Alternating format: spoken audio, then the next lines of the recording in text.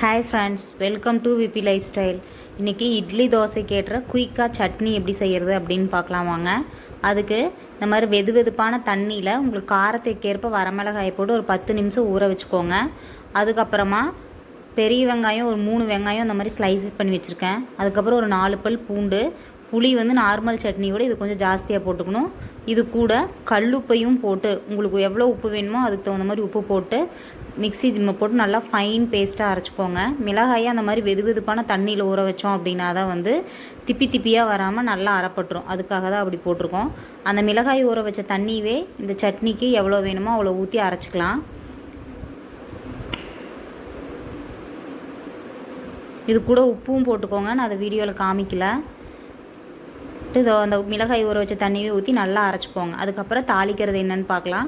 இந்த மாதிரி எண்ணெய் ஊற்றிட்டு கடுகு போட்டுக்கோங்க. கடுகு நல்லா பொரிஞ்ச உடனேயும் கடலைப்பருப்பு உளுந்தம்பருப்பு போட்டுக்கலாம். கடலைப்பருப்பு உளுந்தம்பருப்பும் நல்லா வறுபட்ட உடனேயும் கருவேப்பில் தலையும் போட்டுக்கலாம். கருவேப்பில் தலையும் நல்லா பொரிஞ்சு வரட்டும். இது பொரிஞ்சு வந்தோடனையும் நம்ம இப்போ அப்படியே எடுத்து வச்ச எல்லா 4 பொருளையும் உள்ளே போட்டு மிக்சியில் நல்லா ஃபைனாக அரைச்சிக்கலாம். அந்த அரைச்ச சட்னியை உள்ளே ஊற்றிடுங்க.